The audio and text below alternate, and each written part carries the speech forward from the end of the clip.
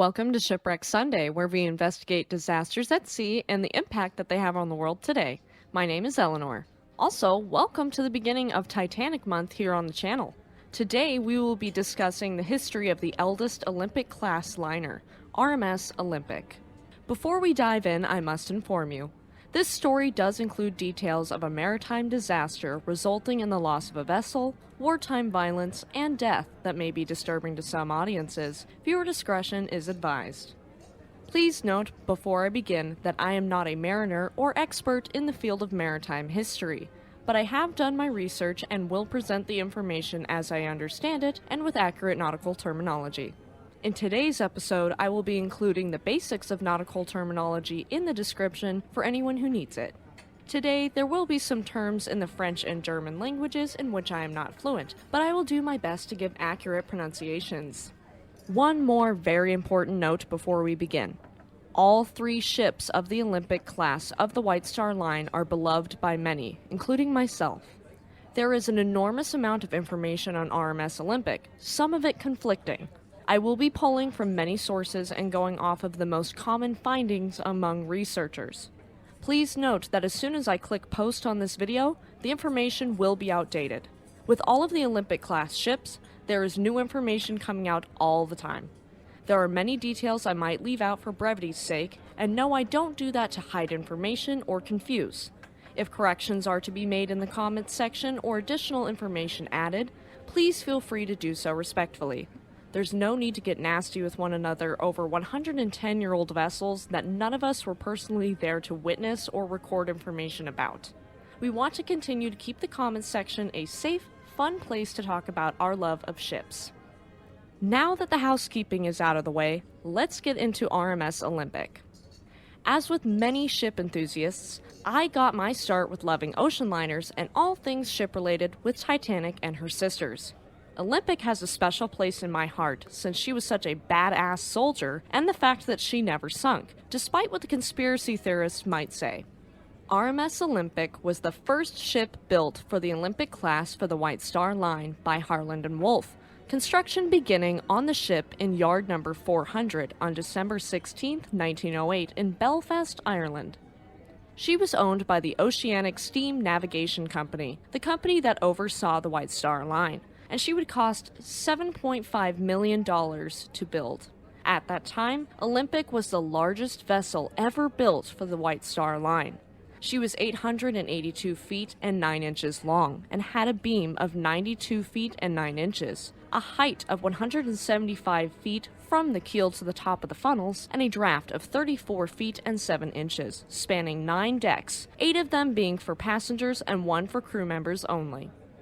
She displaced 52,067 tons and 45,324 gross registered tons when she was built, displacing 46,358 gross registered tons after 1913 and 46,439 gross registered tons after 1920. She could carry a maximum of 2,435 passengers split between 3 classes with a crew of 950 men. If you remember us talking about SS Laurentic a while back, then you'll remember that she was the first ship to have the engine setup that would go into RMS Olympic and the rest of the Olympic class, and that would make these ships incredibly fast. RMS Olympic was equipped with 24 double-ended or 6-furnace and 5 single-ended or 3-furnace Scotch boilers that originally ran off of coal and would be switched to oil burning in 1919. 2 4-cylinder triple-expansion reciprocating steam engines produced 25,000 horsepower each for the 2 outboard bronze 3-bladed propellers, turning them at 85 revolutions per minute. 1 low-pressure turbine would take the steam created by this in order to produce 15,000 horsepower to power the middle bronze 4-bladed propeller. In total, there was 65,000 horsepower being produced at maximum revolutions with the propellers. That's an insane amount of power, and this power allowed her to reach 21 knots for her service speed in 1911 and 23 knots in 1933 after refit. The interesting thing about Olympic's propellers is there is a viral picture supposedly of Titanic's propellers that is actually Olympic's. Titanic had a set of 3 triple-bladed propellers. None of them had 4 blades. If you see a picture with 4 blades on the middle propeller and it's claiming to be Titanic, it is actually Olympic. Funny enough, most pictures of the interior of Titanic is also of Olympic, because they figured the ships looked so similar that they didn't need to photograph Titanic's interior. RMS Olympic and the rest of her class came about because of a mid-1907 conversation between White Star Line's chairman J. Bruce Ismay and the American financier J.P. Morgan, who owned the International Mercantile Marine Company that bought White Star Line. Because of the success of Cunard Line's RMS Lusitania and RMS Mauretania, which were the fastest passenger liners at the time, White Star Line needed something to even the score. White Star Line was always known to lean into luxury and size in order to impress their customers, and thus the largest, most luxurious liners were conceptualized. The Olympic class was to replace the now outdated Teutonic class liners, RMS Teutonic and RMS Majestic, from 1890.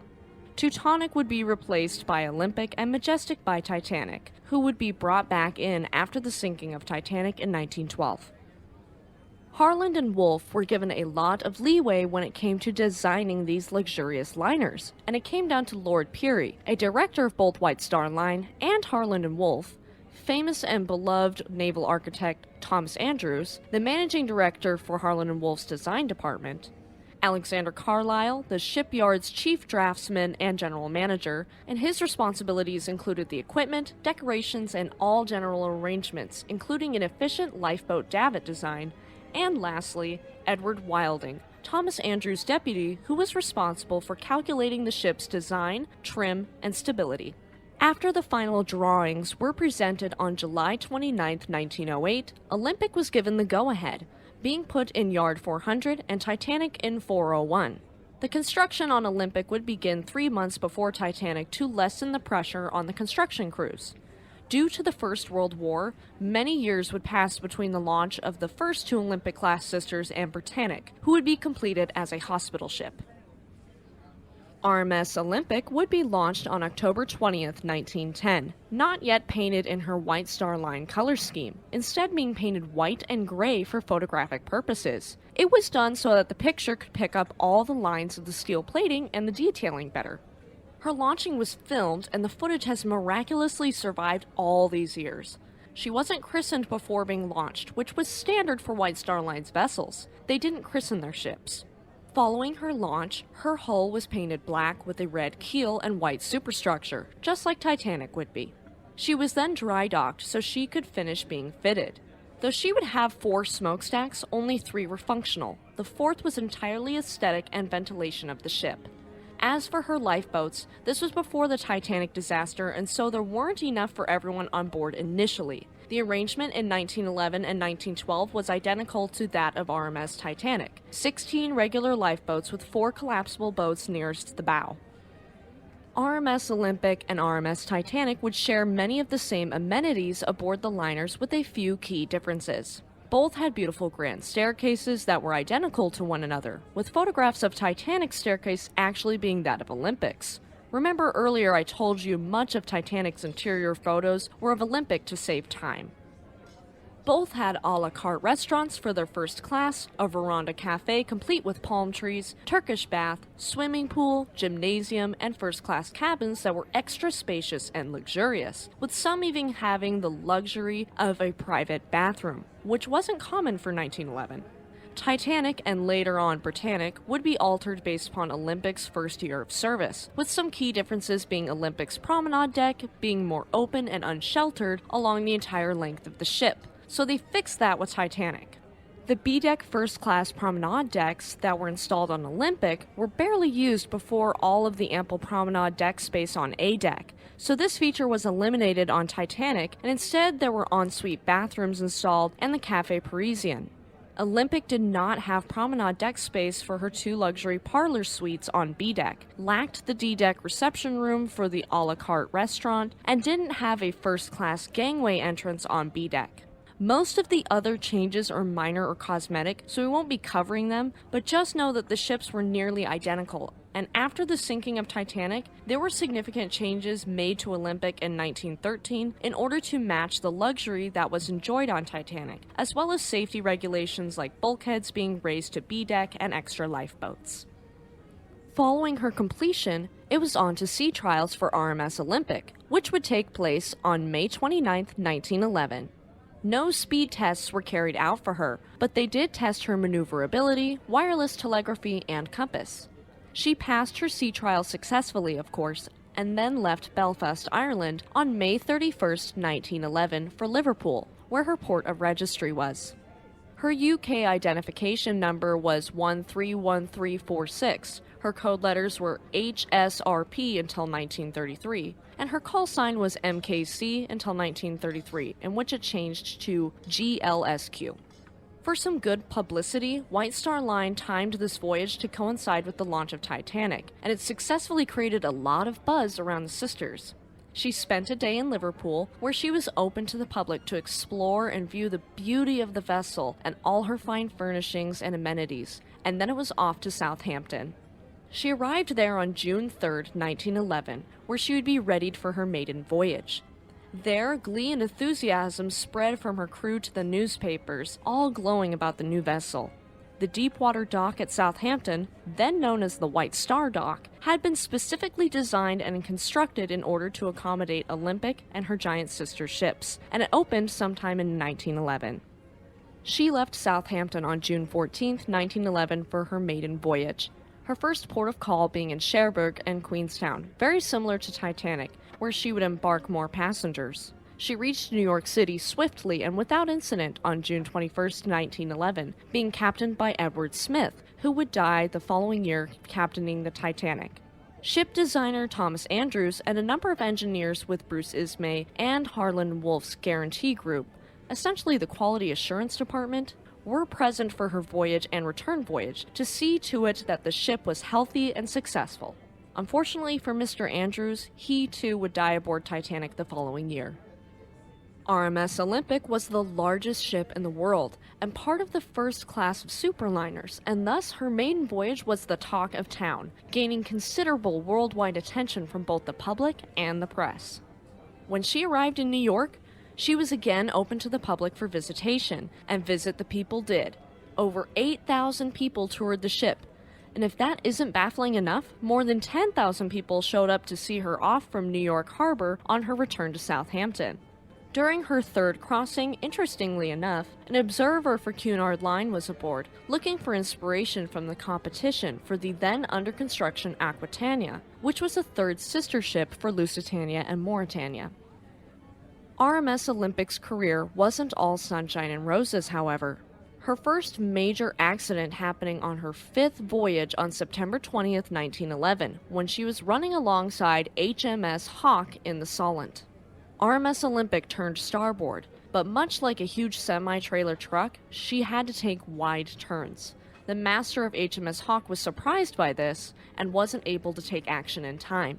HMS Hawke's bow rammed face first into the starboard side of the Olympic near her stern, and she had to close her watertight doors, 2 compartments flooding and her propeller shaft being twisted in the impact. She was able to return safely to Southampton despite settling slightly in the stern, and no one was killed or injured, thankfully. HMS Hawke was severely damaged and damn near capsized, but she was repaired. For anyone wondering the fate of HMS Hawke, she would be sunk by a U-boat in October of 1914. Let us know if you want us to cover her. We would love to. Captain Edward J. Smith was in charge of Olympic during this accident. Him and 2 other crew members, stewardess Violet Jessup and stoker Arthur John Priest, would also be present for Titanic's sinking. In fact, Jessup and Priest also survived the sinking of Britannic in 1916. They were there for the 3 worst mishaps for the Olympic class, and they have some interesting stories. Olympic, of course, was to blame for the incident, and the theory from the Royal Navy was that the suction of the massive displacement of Olympic pulled Hawke in. It ended up being financially disastrous for White Star Line, with legal proceedings brewing that ultimately slapped White Star Line with the bill since the ship was technically under the control of the harbor pilot. White Star Line all of a sudden found themselves swamped with bills and having to repair the ship, as well as keeping her out of service, cutting their revenue. There was a positive, however. Because Olympic was able to take such a large hit and not sink, it made it the notion that the Olympic class was unsinkable practically gospel. Olympic was patched up over 2 long weeks before limping back to Belfast, Ireland, for more serious repairs. In order to expedite the Olympic's repairs, Harland and Wolff replaced her damaged propeller shaft with the one meant for Titanic, and this delayed the completion of Olympic's younger sister. She was back on the seas by November 20th, 1911, but she suffered another setback on February 24th, 1912, after she lost a propeller blade while on an eastbound voyage returning from New York City, once again needing Harland and Wolff to repair her propeller. Once again, to make sure Olympic was back on the ocean as soon as possible, the propeller was taken from Titanic, delaying Titanic's maiden voyage from March 20th to 3 weeks later on April 10th. As we know, Titanic wouldn't make it home from this voyage, but during the disaster, Olympic was somewhat involved. As most of us know, Captain Edward Smith was moved from RMS Olympic to RMS Titanic to helm her on its maiden voyage and was to retire afterward, being that he was the Commodore for the White Star Line and had a cult following from passengers who adored being on ships mastered by him. So, Olympic's captain as of April in 1912 was Captain Herbert James Haddock, and on April 14, 1912, RMS Olympic was returning from New York City heading east. Her wireless operator, Mr. Ernest James Moore, received the distress call from Titanic, who was approximately 505 miles east by north of Olympic. After receiving the distress call from her sister ship, Haddock calculated a new course and ordered full steam ahead to rescue Titanic. Unfortunately, there was no way Olympic would make it in time. RMS Olympic was roughly 100 nautical miles from Titanic's last known location when Captain Rostron of RMS Carpathia reached out to inform Captain Haddock that Carpathia was on the scene, stating that Olympic should turn around. The rescue was already concluded and there was nothing else the crew of Olympic could do, stating, quote, "All boats accounted for. About 675 souls saved. Titanic foundered about 2:20 a.m. Upon Rostron's request, the message was forwarded from Olympic to White Star Line and Cunard Line, with Rostron stating he was on his way back to New York City. Because of this, Olympic acted as a sort of clearing room for radio messages. Haddock and RMS Olympic did offer to take passengers back to Southampton, but was refused because, rightfully so, Ismay thought that passengers would be traumatized because Olympic and Titanic were nearly identical. So Olympic turned around and headed for Southampton as scheduled, canceling all scheduled concerts to respect the victims of the Titanic disaster. She arrived safely and without incident on April 21, 1912. As for the American and British inquiries into Titanic's sinking, Olympic was more than open to helping out. Being the ships were almost identical except for a few small differences, deputations from both inquiries took tours to inspect Olympic's bulkheads, watertight doors, lifeboats, and other identical equipment. There were also sea tests performed for the British inquiry in May that would figure out how quickly the ship could manage turning 2 points at various speeds. They did this to establish how long it would have taken for Titanic to turn, assuming they tried as soon as they sighted the iceberg. Because of these inquiries and various recreated experiments later, we have so much information on how the Titanic reacted during the disaster and to the iceberg. Because of Titanic's severe lack of lifeboats, 1,496 lives were lost. So, being that the ships had an identical, insufficient number of lifeboats, Olympic was hurriedly equipped with additional collapsible lifeboats upon returning to the UK. At the end of April, she was scheduled to sail to New York City once more when 284 of the ship's firemen went on strike, because of the fear that the ship's new collapsibles weren't seaworthy, and so 100 non-union workers were hired quickly, with more being hired on from Liverpool. However, they had every right to strike. Many of the roughly 40 collapsible lifeboats were rotten and wouldn't open, being acquired for Olympic from troop ships. The crewmen sent a request to the Southampton manager for White Star Line, asking that these unacceptable lifeboats be replaced with safer wooden ones. The manager would send back a reply stating that these collapsibles were just fine, being already deemed seaworthy by a Board of Trade inspector. To enormously paraphrase, the concerned workers were essentially told to suck it up. But they wouldn't, and they would refuse to work, protesting for the safer equipment that they deserved. A deputation of strikers witnessed a test of 4 of these collapsible lifeboats on April 25, 1912, 11 days after the sinking of RMS Titanic. One was deemed unseaworthy and was replaced. But the Union workers had been replaced and were now striking to have their positions back as well as the lifeboats replaced, and White Star Line essentially gave them all the finger. 54 sailors left the ship, objecting to the non-union crew, claiming the non-union workers were unqualified and refusing to sail alongside them. Because of all of this turmoil, the sailing that had been scheduled was canceled. The 54 sailors would end up being arrested and charged with mutiny as soon as they reached the shore. On May 4, 1912, magistrates from Portsmouth did find the mutineers guilty but discharged them without a fine or imprisonment because all of the other circumstances. White Star Line rehired the strikers and allowed them to work on Olympic when she sailed on May 15th, fearing the public would side with the workers over the shipping giant. On October 9, 1912, Olympic was withdrawn from service for refits that I discussed earlier. She was refitted with more lifeboats as well as extra davits. 5 bulkheads were raised, an inner watertight skin was added to the boiler and engine rooms, and an extra bulkhead was added, among other things. She was also fitted with some of the more popular features from Titanic, like a Café Parisien, enlarging the a la carte restaurant, and adding more cabins on B deck as well as private bathrooms. Her ending tonnage was 46,439 gross registered tons, displacing 111 tons more than Titanic did. She would return to the seas in March of 1913 with her new refit and focus on safety, heavily advertised, only briefly regaining the title of the largest liner on the seas before losing it once again to SS Imperator in June. On August 4, 1914, Great Britain would enter World War I.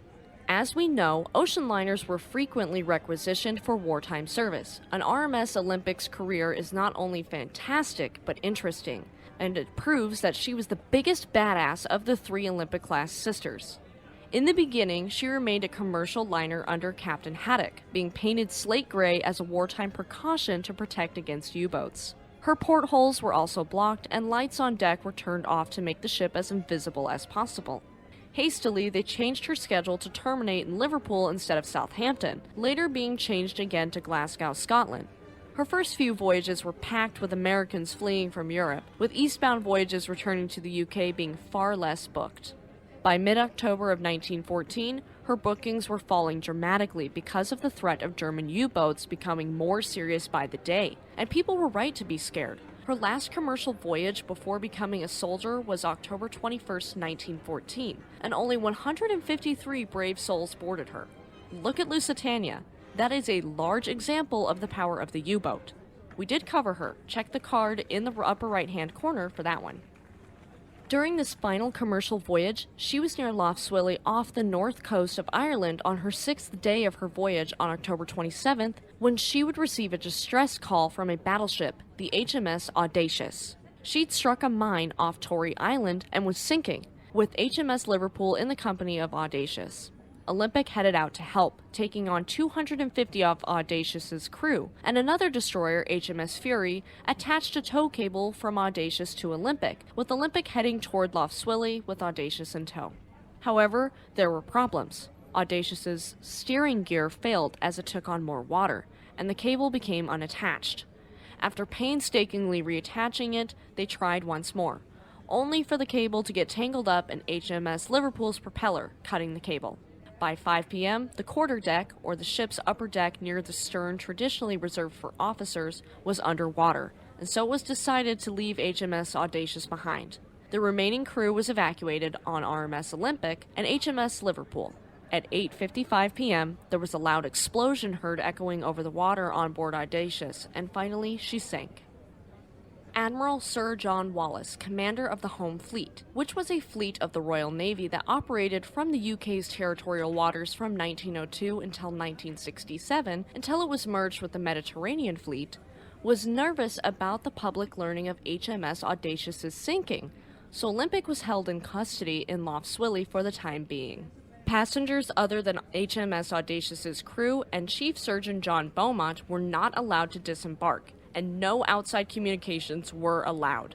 It was a long, anxious wait until November 2nd when Olympic was finally allowed to proceed to Belfast and released her passengers. When she returned to Belfast, it was initially White Star Line's plan to lay up Olympic until the end of the war, as to not risk their beautiful liner, having her sit at Harland and Wolff with her little sister RMS Britannic.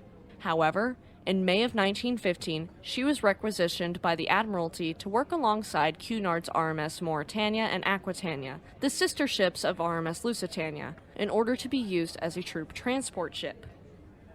Originally, the Admiralty didn't want to use large ocean liners like Olympic as troop transport ships because their large size made them more vulnerable to enemy attacks. However, they were short on ships except for ocean liners, and so these beautiful passenger ships found themselves on the front lines, having their fine furnishings and finishes removed and kept for safekeeping until after the war. At this time, Britannic was finished as a hospital ship. Stay tuned to the last week of April when we cover her. Olympic was armed and dangerous now. She had 12-pounders and 4.7-inch guns, being converted into a troop ship with the capability of transporting up to 6,000 troops. To remind you, her original capacity for peacetime service was 2,435, so 6,000 troops was a much higher number. Now, as a soldier, she was known as HMT, Hired Military Transport, 2810. Being commanded by Captain Bertram Fox Hayes. She left Liverpool with 6,000 soldiers heading to Mudros, Greece for the Gallipoli campaign. The Gallipoli campaign, or at least the Sparks Notes version, was a military campaign in the Gallipoli Peninsula from February 17, 1915 to January 9, 1916 to weaken the Ottoman Empire. On October 1st, Olympic happened upon lifeboats bobbing in the waves off Cape Matapan. These lifeboats were from the French ship Provincia, which had been sunk by U-boat that morning, with 34 survivors being saved by HMT Olympic. Though this effort was heroic, the Admiralty criticized Hayes for stopping to help these 34 men, accusing him of endangering the ship by having her stop in waters where U-boats were actively patrolling. As for the ship's defenses, her speed was considered paramount, so being stopped would have made her easy to sink. As for the French, Vice Admiral Louis de T. Dufournet awarded Hayes with the Gold Medal of Honor for his actions, as he should have been. Olympic would end up making several more trooping journeys to the Mediterranean until early 1916, when the Gallipoli campaign would be abandoned entirely. HMT 2810 would be considered in 1916 for use transporting troops to India via the Cape of Good Hope, which is a rocky headland on the Atlantic coast of the Cape Peninsula in South Africa. But, following an investigation, it was found that her coal bunkers, which were designed for transatlantic journeys, would not hold sufficient coal to get her all the way to India at a reasonable speed. So instead, the ship was chartered by the Canadian government in 1916 and 1917 to transport troops from Halifax, Nova Scotia to Great Britain. It was 1917 when she would gain 6-inch guns and my favorite paint scheme, the Dazzle Camouflage. Her Dazzle colors, despite popular debate, were brown, dark blue, light blue, and white. Olympic visited Halifax frequently, specifically to Pier 2 in Halifax Harbor, and this made her a favorite sight in the city. She was even painted in Pier 2 by Group of 7 artist Arthur Lismer several times. There was even a large dance hall there named after her, being called Olympic Gardens, and amazingly, it is still in operation. And when the US joined the war, Olympic would transport Americans to Europe as well. Now, my friends, we come to one of the highlights of Olympic's story in my humble opinion. This is where she truly shines as a badass. She was en route for France in the English Channel in the early morning hours of May 12, 1918, carrying U.S. troops and still being mastered by Captain Hayes. Around 1,600 feet in the distance ahead of her, the crew saw a surfaced U-boat. HMT Olympic went on the hunt. The gunners opened fire, and Olympic turned to ram the U-boat. If she was to sink, she wasn't going down without a fight. Seeing this massive ocean liner barreling toward them, the U-boat crash dived to 98 feet down and turned to face parallel to Olympic. Almost immediately after this, Olympic struck the submarine just aft of the conning tower with her port side propeller, slicing through U-103's pressure hull like a hot knife through butter. U-103 was screwed. Her crew blew her ballast tanks, scuttled, and abandoned the doomed submarine. HMT Olympic brushed off the men bobbing in the waves, continuing on to Cherbourg. As for the 31 surviving crew of U-103, their distress flare was seen by USS Davis, and they were picked up. Olympic returned to Southampton for repairs, with her prow twisted to one side and 2 hull plates dented, but she wasn't breached. After the Germans were picked up by the Americans, it was found that the crew of U-103 had been preparing to torpedo HMT Olympic when they were spotted, with the submariners unable to flood the 2 stern torpedo tubes. For his service and handling of the situation, Captain Hayes of Olympic was awarded the DSO, or Distinguished Service Order. The DSO is a military decoration in the UK and formerly the Commonwealth that was awarded for meritorious or distinguished service by officers of the armed forces during wartime, usually in actual combat. Some American soldiers who were on board Olympic and were impressed with the ordeal paid for a plaque to be placed in one of Olympic's lounges to remember the event, and it said the following.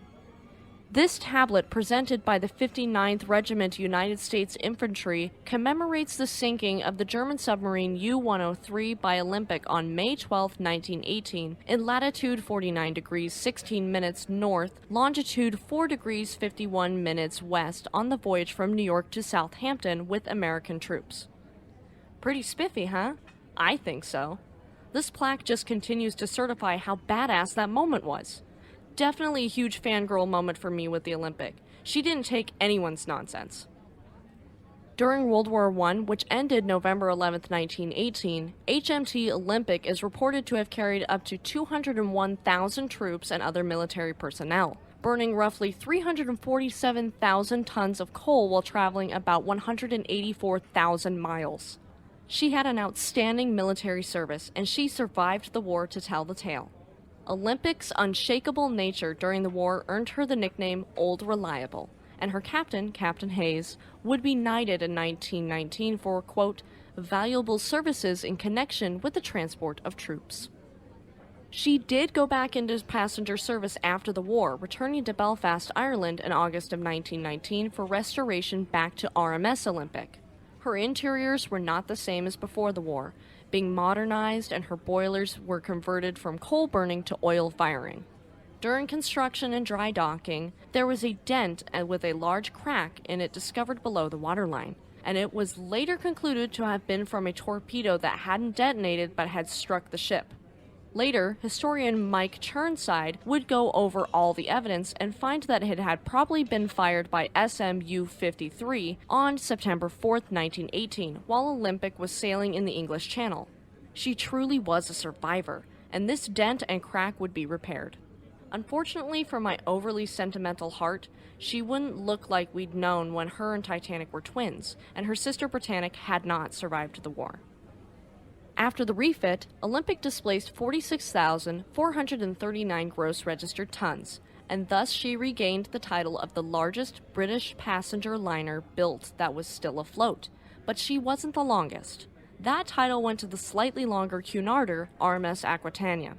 She would return to passenger service, taking her only trip of the year on June 25, 1920, that carried 2,249 passengers. 1921 was her peak year of her career after the war, transporting a record number of passengers, 38,000 in 1 year. Since neither of Olympic's younger sisters were still afloat, she initially didn't have any running mates for her service. After World War I, part of the wartime reparations that Germany was forced to repay were 2 ocean liners to White Star Line, which would be named Majestic and Homeric, and they would assist Olympic. The 3 operated successfully until the Great Depression reduced demand in 1930. During the 1920s, Olympic was trendy, popular, fashionable, and relevant. She was favored by many rich and famous people of the day, including then Prince of Wales Prince Edward, Mary Pickford, Marie Curie, Douglas Fairbanks, and even famous actor Charlie Chaplin. And according to his autobiography, famous actor Cary Grant, then 16-year-old Archibald Leach, first set sail to New York on RMS Olympic on July 21, 1920, on the exact same voyage that Mary Pickford and Douglas Fairbanks were celebrating their honeymoon on. Insanely small world, isn't it? One of the main attractions for Olympic, of course, was her striking resemblance to the ill-fated Titanic, with many passengers sailing aboard her to almost reenact how it would feel to sail on Titanic. I can't lie, I'd do the same thing. Who wouldn't? Olympic's career post-war wouldn't be perfect, however. HMS Hawk wasn't the only collision she'd get herself into, with her being involved with another collision in New York City on March 22, 1924, when she was reversing from her berth and her stern smacked into the smaller liner Fort St. George that had crossed into Olympic's path. The collision caused immense damage to the small Fort St. George, of course, because of RMS Olympic's gargantuan size. At first, Olympic seemed like she'd only been damaged minutely. However, she was actually heavily damaged, with her stern post having been fractured and needing to replace the entire stern frame. Due to changes in the 1920s in the United States regarding immigration laws, the number of immigrants allowed to enter was restricted to about 160,000 people per year as of 1924. Because immigrants were the bread and butter of the transatlantic passenger trade, shipping lines were forced to shift focus toward catering to tourists in order to stay afloat. At the end of the year in 1927 and the beginning of the year in 1928, RMS Olympic was converted to carry tourist third-class passengers as well as first, second, and third class. This was an attempt to entice tourists who were traveling on a budget, with the new public rooms being constructed for this class, though by late 1931, second and tourist class would merge to become tourist class. In 1923, first-class cabins were improved yet again, by all receiving more bathrooms, a number of new cabins fitted with private facilities on B deck, and a dance floor in the newly enlarged first-class dining saloon. There'd be more improvements later, but in 1929, Olympic saw her best passenger manifest numbers since 1925, and there seemed to be a light at the end of the tunnel for her. Well, at least until the Great Depression rocked the entire world in the 30s. The shipping trade was almost killed off during this time, with families scraping to make it by and unable to afford luxurious tourist trips aboard beautiful liners.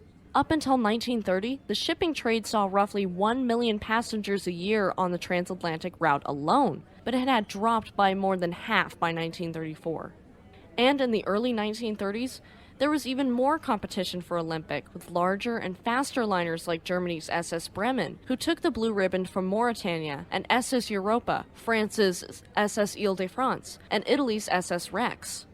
The remaining transatlantic passengers in the 1930s preferred these newer, up-to-date ships opposed to the dusty old Olympic, which averaged around 1,000 passengers per journey until 1930. As of 1932, her passenger manifest averaged less than half of that. Around 1932, Olympic's running mate, Homeric, would be withdrawn from service, leaving only Majestic and Olympic to run the Southampton to New York City route. Occasionally during the summer months, this would be augmented by the new MV Britannic or MV Georgic, with Olympic and a Majestic being employed in the summer during slack periods for recreational cruises from New York to Pier 21 in Halifax.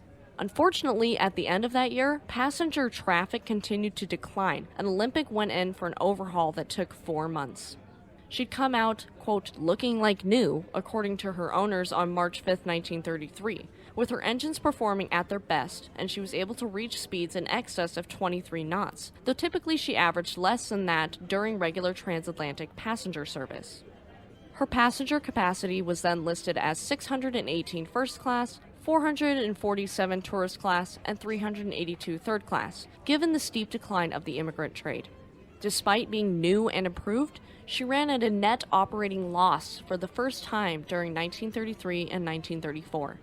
1933, in fact, was Olympic's worst year in history, carrying just barely over 9,000 passengers for the entire year. The passenger numbers went up ever so slightly in 1934, but not enough to be financially profitable, and thus started to spell the end of RMS Olympic. Also in May of 1934, White Star Line and Cunard Line would be merged, being named Cunard White Star.